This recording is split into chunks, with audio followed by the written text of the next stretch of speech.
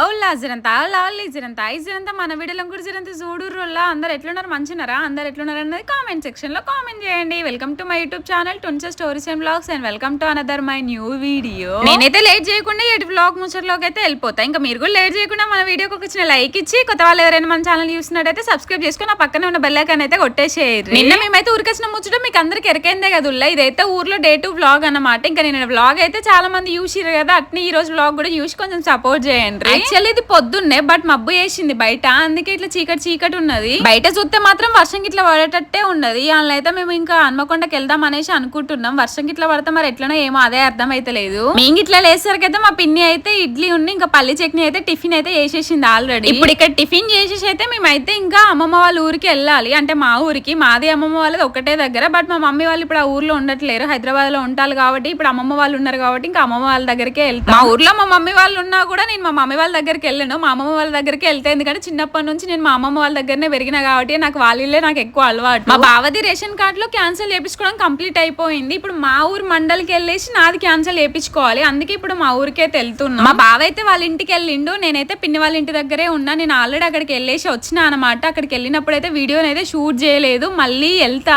అప్పుడు వెళ్ళినప్పుడు వీలైతే షూట్ చేస్తా వీడియో. మేము ఎప్పుడైనా ఊరికి వచ్చినామంటే చాలు. మా బావ అయితే బ్రష్ అస్సలు వేయడు, అంటే బ్రష్ చేయడం అంటే బ్రష్ తో బ్రష్ చేయడం అనమాట. యాప పుల్లతో తోముకుంటాడు. నాకేమో యాప పుల్లతో బ్రష్ చేయడం నాకు అసలు రాదు, అంటే తోమడం నాకైతే అసలు రాదనమాట. కానీ మా బావని చూసి అప్పుడప్పుడు ట్రై చేయాలనేసి అనిపిస్తుంది. మళ్ళీ యాప పుల్ల ఎత్తే వెళ్తే కూడా మంచిదే కదా అని ఇష్టం లేకుండా కూడా ఎత్తా. మళ్ళీ ఎట్లా ఎత్తునో తెలుసా, యాప పుల్లకు కూడా పేస్ట్ పెట్టుకొని తోముకుంటా అన్నమాట. వెరైటీ ఉంటది అంత మన కథలు. కొంచెం బయట వెదర్ అయితే చూసిరు కదా ఎంత బాగుందో, ఇట్లనే ఉంటే బాగుంటది. వర్షం ఇట్లా పడ్డా అనుకోండి ఇంకా మొత్తం బిస్కెట్ అయిపోతుంది, మా ప్లాన్ అంతా ఆగమాగం అయిపోతుంది. మన మహాబేబీ లేకపోతే ఏం కాదు, తను ఉంది కదా, తను మళ్ళీ వర్షంలో తడిచింది అనుకోండి. ఇన్ కేసు వర్షం పడితే మళ్ళీ జ్వరాలు అవన్నీ వస్తాయి. మనం అంటే ఎట్లయినా తట్టుకుంటాం, చిన్నపిల్లలు వాళ్ళు తట్టుకోలేరు కదా. ఇంకా రాత్రిలో అయితే నేను మా పిన్ని వాళ్ళ ఇంటి దగ్గర పడుకున్నాం. మా బావన్ అయితే ఇంకా వాళ్ళ ఇంటికి వెళ్ళేసి అక్కడే పడుకున్నాడు అనమాట. ఇంకా మార్నింగ్ ఫ్రెష్ అప్ అయ్యి అక్కడ స్నానం చేసి అయితే ఇంకా పిన్ని వాళ్ళ ఇంటికి అయితే వచ్చింది. మన మహాబేబీ నైట్ అంతా వాళ్ళ డాడీని తెగ మిస్ అయిపోయింది అనమాట. ఇంకా పొద్దున వాళ్ళ డాడీ రాగానే వెంటనే ఇంకా వాళ్ళ డాడీ తోటే డ్రెస్ వేయించుకొని రెడీ అవుతుంది. తెలిసిన ముచ్చటే కదా, నా బిడ్డకు వాళ్ళ డాడీ ఉంటే చాలు, ఇంకెవ్వరు అవసరం కూడా లేదు. వాళ్ళ డాడీని చూసింది అనుకోండి ఎక్కలేని సంతోషం వస్తుంది. ఎప్పుడు వాళ్ళ డాడీ తనకు పక్కనే ఉండాలని ఫీల్ అవుతా ఉంటుంది. మా డాడీ నన్ను పొద్దున్నే రెడీ చేస్తాను, నా డాడీ నన్ను రెడీ చేస్తాను అంటే ఇంకా ఖచ్చితంగా మేము ఎక్కడికో బయటికి వెళ్తామని లోపల మైండ్ లో ఫిక్స్ అయిపోతుంది అనమాట. ఎక్కలేని సంతోషం ఎగ్జైట్మెంట్ వస్తుంది నా బిడ్డకి వాళ్ళ డాడీ అట్లా రెడీ చేస్తా అంటే. చూసిరు కదుల్లా మన మహాడి ఫేస్ ఎంత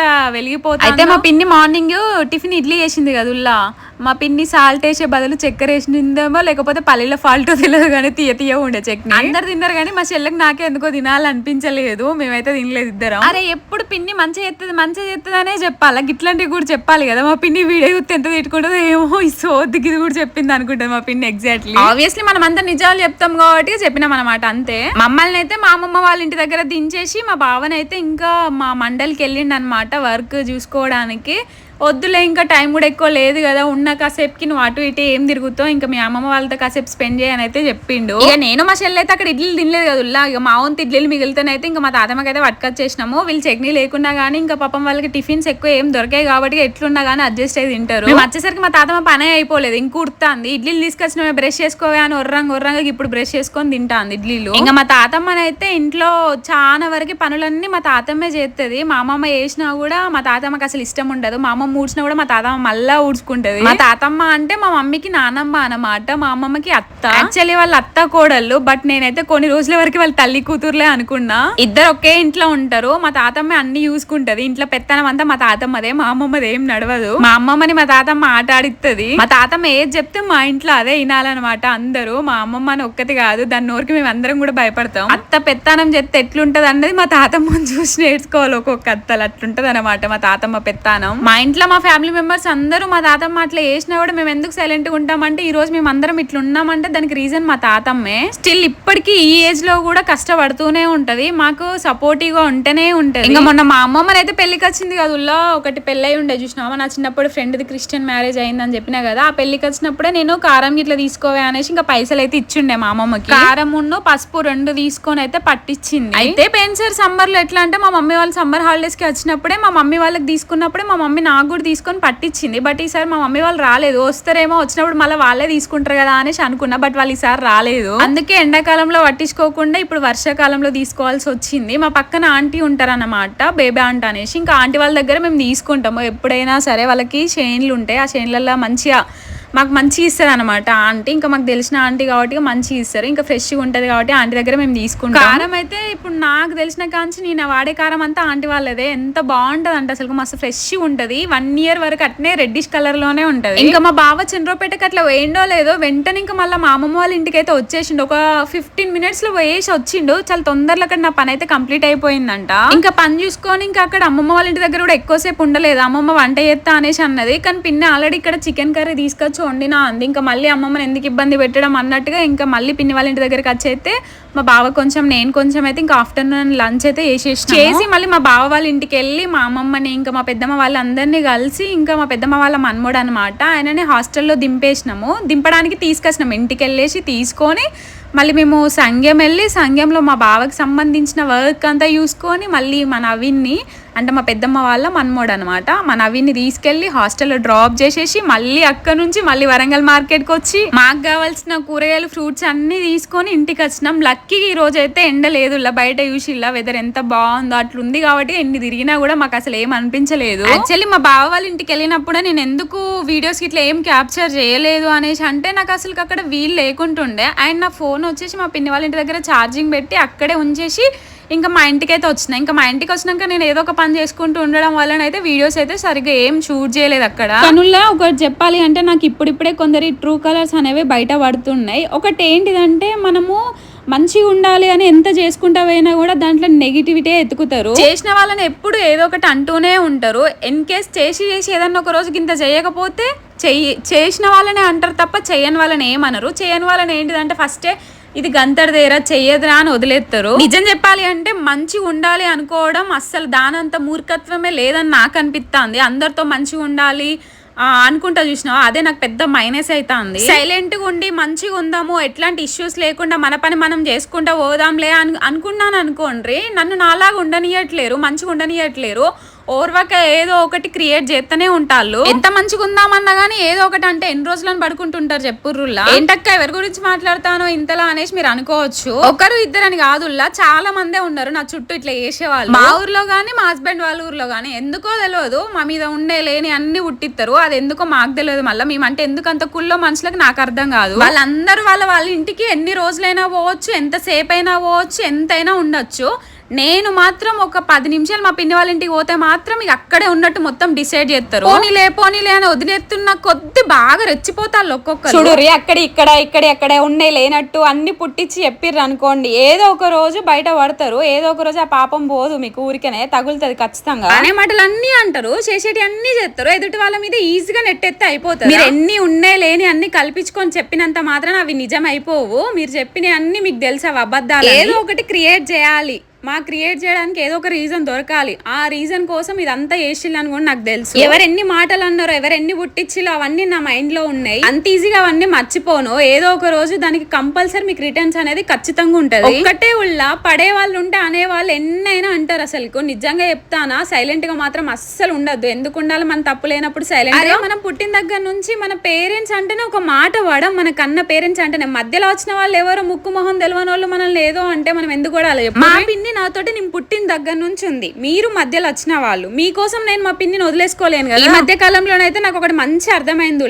మనోళ్ళు ఎవ్వరు కాదు, అందరిని ఈజీగా గుడ్డిగా నమ్మేసి అందరు మనోళ్ళే అనుకోని మనం వాళ్ళతో మంచిగా ఉన్నాం అనుకోండి. మనం వాళ్ళతో మంచిగా ఉంటే సరిపోదు, వాళ్ళు కూడా మనల్ని అనుకొని ఫీల్ అయితేనే ఆ ఫ్యామిలీస్ బాగుంటాయి. అందుకే ఎవరితో అంత ఈజీగా క్లోజ్ గా మింగిల్ అవ్వద్దు. వాళ్ళ లోపల ఏమున్నది అన్నది సడన్ టైం అత్తే మాత్రమే బయట పడుతుంది. అసలు నా తప్పు లేకున్నా ఇలా అయిందేంద్రా అని బాధ ఒక వైపు ఉన్నా గానీ ఇంకో వైపు అయితే నిజంగా చెప్తున్నా, టు బి ఫ్రాంక్ నాకు ఫుల్ హ్యాపీగా ఉంది. ఎందుకంటే మా బావకి ట్రూ కలర్స్ అనేవి తెలిసిన ఎవరు ఎట్లాంటి వాళ్ళు అన్నది. ఎదుటి వాళ్ళ ట్రూ కలర్స్ బయట పడ్డాయి కదా, మా బావకి తెలిసి వచ్చింది ఎవరు ఏందని. ఏదో బోడి పెత్తనాలు చేయడానికి ట్రై చేయకండి. నాకు ఫోన్ ఉంది, నాకు ఫోన్ చేయొచ్చు, నాకు నెంబర్లు ఉన్నాయి, నేను చెప్పాలంటే నేను చెప్పచ్చు. అసలు రీజన్ లేని దాన్ని క్రియేట్ చేసి ఫోన్లు చేసి వాళ్ళకి ఇట్లా అని కయ్యకై ఎవరినంత మాత్రాన అబద్ధాలు నిజాలు అయిపోవు. నేను ఎందుకు ఫోన్ చేయలేదు, నేను ఎందుకు సైలెంట్గా ఉన్నా అంటే నా మోడికి నేను రెస్పెక్ట్ ఇచ్చి అక్కడ సైలెంట్గా ఉన్నా. మీకు అట్లాంటి రెస్పెక్ట్లు ఇట్లా ఏం లేవు. వాటికనే మీరు ఏదో చేయాలి, ఏదో చూపించుకోవాలన్నట్టుగా ఏదో లేనిది క్రియేట్ చేసి తప్పు మీ వైపు ఉన్నా కానీ నా వైపు ఉన్నట్టు చెప్పుకున్నారు. తప్పు ఏసిల్లు కాబట్టి అని భయపడి చెప్పుకున్నారు. బరాబర్ నేను ఇప్పుడు చెప్తాను కదా, మీరు తప్పు ఏసిల్లు, అందుకే మీరు భయపడి కయ్య చెప్పుకున్నారు మీ దిక్కు రావద్దని. మీరు ఇట్లా చెప్పిన అన్ని నేను ప్రూఫ్స్ తో సహా బయట పెట్టింది అనుకోండి, ఇంకా ఘోరంగా ఉంటది. కానీ నాది మీలాంటి క్యారెక్టర్ కాదు. అనవసరమైన వాటికి ఇట్లా బయట పెట్టడం నాకు ఇష్టం లేదు. అందుకే సైలెంట్గా ఉంటాను. రెచ్చగొట్టిల్లు అనుకోండి మీ ఇజ్జతే పోతుంది చెప్తానా. నాకు ఫ్యామిలీస్ వాల్యూ తెలుసు. నాకు ఫ్యామిలీస్తో ఉండడం ఇష్టం. వాళ్ళకి ఫ్యామిలీస్కి దూరంగా ఉండడం నాకు ఇష్టం లేదు. వాళ్ళతో కలిసి ఉండడం నాకు ఇష్టం. అందుకే నేను సైలెంట్గా ఉంటాను. రేపు మనకేమన్నా పోతే వచ్చేది పైసలు కాదు, మనుషులు మాత్రమే. మనం ఈ రోజు మంచిగా ఉంటేనే రేపు మనం పోయినాడు 4 చేతులు వచ్చేస్తారు. నాకు ఎవ్వరొద్దు, నాకు ఎవ్వరితో సంబంధం లేదు, నేను అందరితోటి ఇట్లే పోతా అని పోకడగా పోతే గంతే ఉంటది. ఏదో ఒక రోజు ఫ్యామిలీస్ వాల్యూ తెలిసి వస్తుంది. ఏంటక్క ఇంత ఫైర్ అవుతున్నావు, అసలుకి ఏంటి ఎప్పుడు లేని ఇంతగానో మాట్లాడుతున్నావు అని మీరు అనుకోవచ్చు. నాకు చాలా బాధపడ్డా. నేను బాధపడి విసిగిపోయినా. నేను ఎంత మంచిగా ఉన్నా కూడా ఎందుకు ఇట్లా ఉంటాలో ఎదుటి మనుషులు, నేను వాళ్ళతో మంచిగానే కదా ఉందాం అనుకుంటాను, కానీ వాళ్ళు ఎందుకు ఇట్లా అవుతున్నారని నాకు బాధ అనిపించి నా మనసు విరిగిపోయింది. అందుకే ఈరోజు ఇట్లా మాట్లాడతానా. నేను ఎంత ఎదుటి మనుషులతో మంచిగా ఉన్నా కానీ పైకి మంచిగా ఉంటాలో వెనకాల ఏదో ఒకటి పుట్టిస్తాలో. నేను ఎందుకు సైలెంట్గా ఉండాలి? ఎట్లా మంచిగా ఉన్నా వాళ్ళకి మంచిగా ఉండాలని లేదు. అట్లాంటి మనుషులతో నేను ఎందుకు మంచిగా ఉండాలని నాకు అనిపిస్తుంది ఇప్పుడు. అదే ఊళ్ళో ఉంటది కదా వెనకటికో సామెత, పెడితే పెళ్లి కొడతారు లేకపోతే సాగు కొడతారు అని. అదే జరుగుతుంది. చెప్పాలంటే నాకు మస్తు సామెతలు గుర్తొస్తానే కానీ ఎందుకులే, ఇక వాళ్ళ గురించి చెప్పుకుంటూ పోతే ఇలా ఒడవనే ఒడవదు. నాకు మా ఫ్యామిలీలో సపోర్ట్ చేసే వాళ్ళు ఎంత ఉన్నారో కుళ్ళుకునే వాళ్ళు కూడా అంతే ఉన్నారు. నేను పర్టికులర్ వీళ్ళనే ఉద్దేశించి అయితే నేనేమనట్లేను.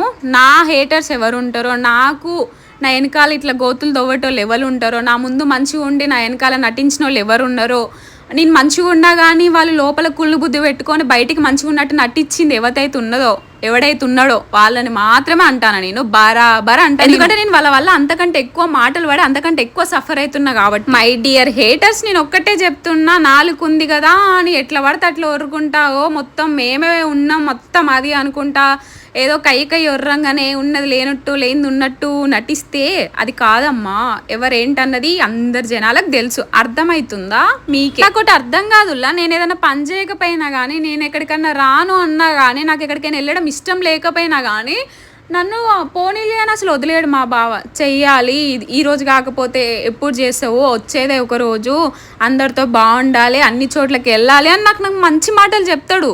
చెప్పి నన్ను ఒక మంచి వేలో పోవడానికి, మంచి మాటలు నేర్పుతూ మంచి వేలో పోవడానికి హెల్ప్ చేస్తాడు. అందరు అట్లా ఎందుకు ఉండరు అసలుకి? హస్బెండ్ అనే వాళ్ళు ఎంతో కొంత మంచి చెప్తేనే కదా వైఫ్లు కూడా ఒక మంచి బాటలో నడిచేది. నాదేదైనా తప్పు ఉన్నదంటే ఖచ్చితంగా మా బావ నన్ను ఖచ్చితంగా తిడతాడు. నా తప్పు ఉన్నదంటే పెళ్ళాం కదా అని మాత్రం నాకు అసలు ఏ రోజు సపోర్ట్ చేయదు. ఈ ఒక్క విషయంలో మాత్రం నేను లక్కీ అనుకోవాలి. మా బావ మాత్రం స్వార్థం ఫీల్ అవ్వడు. నా వైఫ్ నా బిడ్డ అని మాత్రం అసలు అనుకోడు. నాకు ఫస్ట్ నుంచి, మీరు రాకముందు నుంచి నా ఫ్యామిలీ నాకు ఉంది, నా ఫ్యామిలీ ఫస్ట్, మీరు నెక్స్ట్ అని మాత్రమే అంటాడు మా బావ. నా హస్బెండ్ ఫ్యామిలీస్కి చాలా రెస్పెక్ట్ ఇస్తాడు. ఫ్యామిలీస్తో ఉండడం ఆయనకు చాలా ఇష్టము. ఈవెన్ నాకు కూడా అంతే. ఆయనకి ఎట్లా ఇష్టం నాకు కూడా అట్లనే ఇష్టం ఫ్యామిలీస్తో ఉండడం. నా హస్బెండ్ నాకు ఒక్కటే చెప్తాడు, పైసా ఇంపార్టెంట్ కాదు, మనుషులు ఇంపార్టెంట్. పైసలు ఏముందే, ఇవాళ ఉంటే రేపు ఉండే, మనం పోయినాడు రూపాయి కూడా పట్టుకపోము.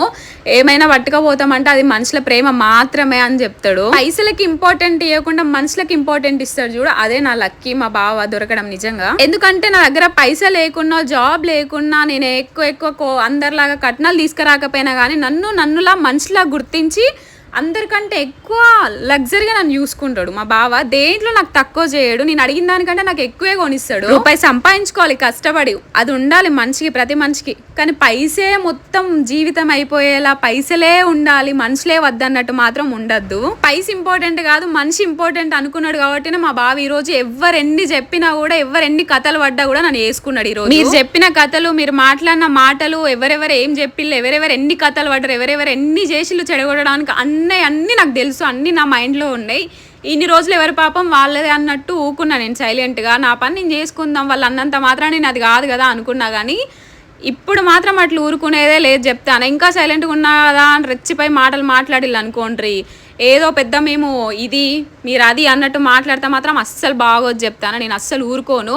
నీకు రూపాయి ఉంటే నువ్వు నాకు పెడతాను, మన రూపాయి నీ పైసా నీకు గొప్ప, అర్థమవుతుంది? నువ్వేం నాకు తిండి పెట్టట్లేవు, నువ్వేం నన్ను చూసుకోవట్లేవు, నువ్వు అంటే నేను పడ్డానికి. మీకేముంటే ఏంది నాకు బొంగు? చిల్లర కథలు పడకుండా, చిల్లర మాటలు మాట్లాడకుండా, చిల్లరే క్రియేట్ చేయకుండా నాకున్న దాంట్లో నేను హ్యాపీగా ఉంటానా, అర్థమవుతుందా? ఇక్కడ నా మీద మొత్తం ఎగేసుకుంటూ ఇట్లా అట్లా అనుకుంటా ఎక్కించుకుంటా నేను అసలు ఏం అనక ముందుకే అట్లా అన్నది ఇట్లా అన్నదని మొత్తం చెప్పిర్రు కదా. అట్లనే మరి మీరు అన్న ముచ్చట్లన్నీ నేను చెప్పాలా? చెప్పితే తలకి ఎడబెట్టుకుంటారు. ఈ రోజు నేను ఇంత సైలెంట్ ఉండి మీ బండారం అంతా బయట పెట్టకుండా ఉంటానంటే దానికి మెయిన్ రీజన్ నా హస్బెండ్ మాటకి నేను రెస్పెక్ట్ ఇచ్చిన కాబట్టి నేను సైలెంట్ ఉంటానా. లేకపోతే మీరు చేసిన నాన్ సెన్స్ ఉంది కదా, అది తెలిసిన వెంటనే నేను కూడా క్రియేట్ చేసేదాన్ని. నేను కూడా మీరు అన్న మాటలన్నీ బయట పెట్టేదాన్ని. మీరు ఇంట్లో ఎన్ని మాటలు అన్నారో ఎన్ని చెప్పిల్లో అవన్నీ నాకు తెలియదు అనుకుంటాలా, నాకు గుర్తులేదు అనుకుంటాలా, నాకు ఆడ రికార్డింగ్స్ లేవు అనుకుంటాలా, అన్ని బయట పెట్టి ఇష్యూ మీలా క్రియేట్ చేయడం విత్ ఇన్ సెకండ్ నాకు అర్థమవుతుందా. కానీ నాకు అది ఇష్టం లేదు. నా భర్త మాటకి నేను వాల్యూ ఇస్తా, అందుకే నేను సైలెంట్గా ఉంటా, రెచ్చిపోను. మీలా అనవసరంగా నా మీద ఎగిరెగిరి అన్నారు కదా, ఆ పాపం ఊరికే పోదు. ఏదో ఒక రిటర్న్స్ మీకు ఉంటుంది, ఖచ్చితంగా చెప్తాను కదా, ఏదో ఒక రూపంలో రిటర్న్స్ అనేది ఉంటుంది. నేను ఎంతలా ఏడ్చిన్నో, మీరు అన్న వాటికి ఎంత బాధపడ్డానో నాకు తెలుసు. దానికి రీజన్ అయిన వాళ్ళకి కంపల్సరీ తగులుతుంది, నేను చెప్తాను కదా.